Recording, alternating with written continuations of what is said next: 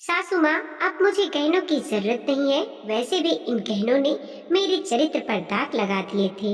माँ जी, अब ना तो मेरी उम्र रही, ना ही शौक रहा। अब इन गहनों का मैं क्या करूँगी? इन्हें आप ही रख लीजिए। जिसे देना हो उन्हें दे देना। अब मुझे इनकी जरूरत नहीं है। वैसे भी इन गहनों ने मेरे चरित्र पर दाग लगा दिए थे। अब मुझे ऐसी दागदारी चीजें पसंद नहीं। सरला के मुंह से ये बातें सुनकर सासू माँ संती देवी हैरान रह गईं। आखिर एक गलती की इतनी बड़ी सजा मिलेगी, ये उन्होंने कभी सोचा नहीं था। आज तक सरला ने उन्हें कभी माफ नहीं किया। सोच सोच कर अपने पल्लू से अपने आंसू को पोंछ रही थी। सरला तो ये कहकर अपने कमरे में तैयार होने चली गई।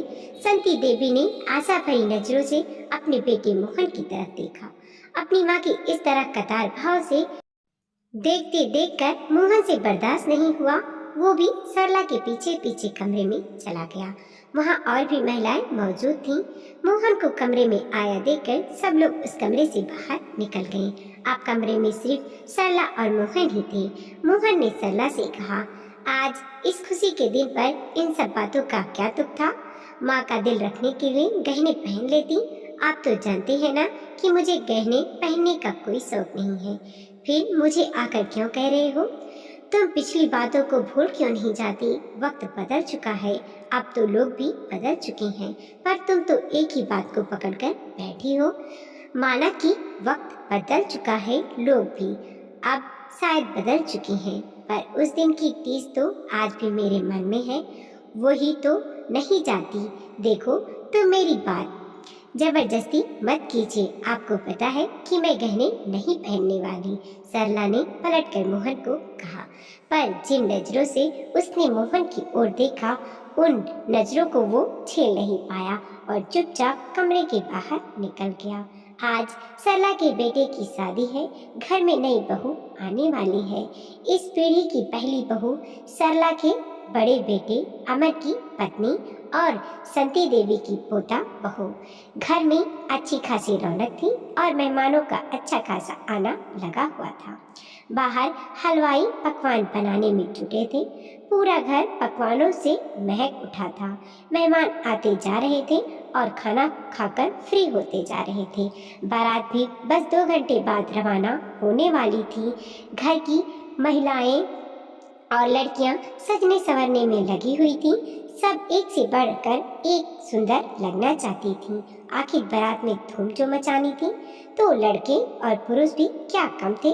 सब खाना खा पी कर फटाफट तैयार होने में लगे हुए थे।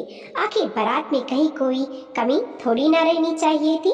जबकि बुजुर्ग महिलाएं एक तरफ टोली बनाकर सज संवर कर मंगल गीत गा रही थी, वहीं बुजुर्ग पुरुष साफा पहनकर तैयार होकर अपनी अपनी कुर्सी पर बैठ चुके थे। इधर सरला अभी तैयार हो ही रही थी कि संती देवी ने सरला को अपने कमरे में बुला लिया। उन्हें कोई काम होगा, ये सोचकर सरला तैयार होती हुई उनके कमरे में गई थी, जहाँ पर मोहन पहले से मौजूद था। सरला के आने के बाद संती देवी ने उसे दरवाजा बंद करने को कहा। संती देवी का आदेश पाकर सरला ने दरवाजा बंद कर दिया और उनके पास आ गई।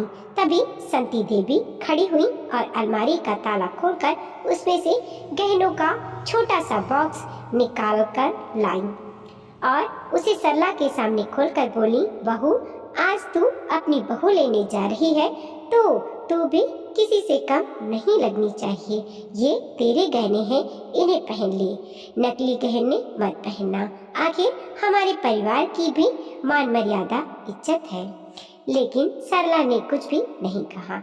ये देखकर संती देवी बोली, देख बहू, बाहर सब लोग कैसे गहने में लदी फदी तैयार हुई हैं। तेरे पास भी कोई कमी है क्या?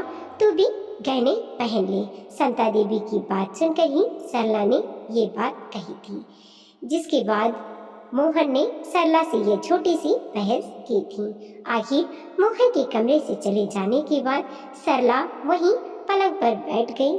उसे याद हो आया वो दिन जब वो इस घर में बहू बनकर आई थी। संता देवी शुरू से ही दबंग महिला रही थी। मजाल है कि कोई उनके सामने कुछ कह जाए। घर के पुरुष तक उनसे डरते थे। यहाँ तक कि ससुर जी भी। जब सरला दुल्हन बनकर इस घर में आई थी तब सिर से लेकर पांव तक गहनों से लदी हुई थी। काफी सारे गहने चढ़ाए हुए थे ससुराल वालों ने, साथ ही माता पिता ने भी देने में कोई कमी नहीं छोड़ी थी। इतना सोना देखकर उसे अपने आप पर बहुत गर्व महसूस होता था। पर दूसरे दिन ही संती देवी ने वो सारे गहने अपने पास रख लिए, यह कहकर कि बहू तुम ये गहने संभाल नहीं पाओगी। यहाँ तक कि उसके मायके के गहने भी ले लिए। सरला के पास छोड़े तो चांदी की बिछिया, चांदी की पायल और कानों की सोने की बूंदें। अब नई नई शादी में गहनों का शौक तो होता ही है, ऐसा ही शौक था सरला को भी। सरला ने 2-3 बार गहने मांगे तो संता देवी ने मना कर दिया। बहू तुम गहने संभाल नहीं पाओगी, फालतू इतने महंगे मोल की चीजें पहनने की जरूरत नहीं है। पर माँ जी मुझे भी गहने बहुत अच्छे लगते हैं, मेरी सारी सहेलियाँ गहने पहनती हैं, तो तेरे अच्छे लगने के चक्कर में चोरी हो गई तो कौन जिम्मेदारी लेगा। चुपचाप घर संभाल, सहेलियों के चक्कर में मत पड़। और आखिर सरला चुप हो जाती। पर इस बार उसके छोटे भाई की शादी पक्की हो गई। मायके से बुलावा भी आ गया। अब उसे पूरा यकीन था कि संती देवी उसे गहने दे देंगी, लेकिन संती देवी ने उसे तो सिर्फ उसके मायके के गहने ही दिए, ससुराल के कुछ भी नहीं दिया। पर सरला तो उसी में भी बहुत खुश थी। कम से कम गहने तो पहनने को मिल रहे हैं। भाई की शादी में बड़ी खुशी खुशी वो गहने पहनकर गई थी। शादी वाले दिन संती देवी अपनी शादीशुदा बेटी जमुना और बेटे मोहन के साथ वहां पहुंची। वहां जब सरला तैयार हो रही थी तो जमुना भी उसके पास आ गई। सरला अपना हार पहन रही थी तो उसे देखकर जमुना ने कहा, भाभी ये हार बहुत सुंदर लग रहा है, क्या मैं इसे पहन लूं?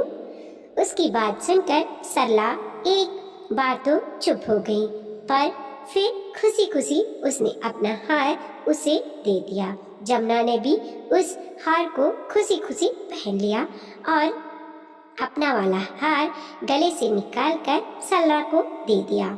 भाभी इसे तुम पहन लो। अरे रहने दो जीजी, मैं ये दूसरा वाला हार पहन लेती हूँ। अरे नहीं नहीं, सब सोने का हार पहन रहे हैं तो तुम नकली क्यों पहनोगी? तुम मेरा वाला हार पहन लो, नहीं तो अपना हार वापस ले लो। जमुना की जिद की तो सरला ने उसका हार पहन लिया। हार पहनकर दोनों खुशी खुशी बारात में तैयार होकर रवाना हो गईं। संता देवी ने देख लिया था कि बेटी ने बहू का हार पहन रखा है और बहू ने बेटी का, पर इससे उन्हें कोई एतराज नहीं था, इसीलिए उन्होंने कुछ नहीं कहा। शादी से फ्री होकर सरला भी उन लोगों के साथ ही विदा होकर वापस ससुराल लौट आई। पर पूरे रास्ते उसने जमुना को परेशान ही देखा। यहाँ आने के बाद सरला जमुना जी को हार देने लगी। तब जमुना उससे बोली, भाभी ये हार आप ही रख लो। जमुना की बात सुनकर सरला हैरान रह गई। जीजी कैसी बात कर रही हो? भला आपका हार मैं कैसे रख सकती हूँ? भाभी मैं तो झूठ नहीं बोल रही हूँ, पता नहीं उस दिन बारात में वो हार कहाँ गिर गया।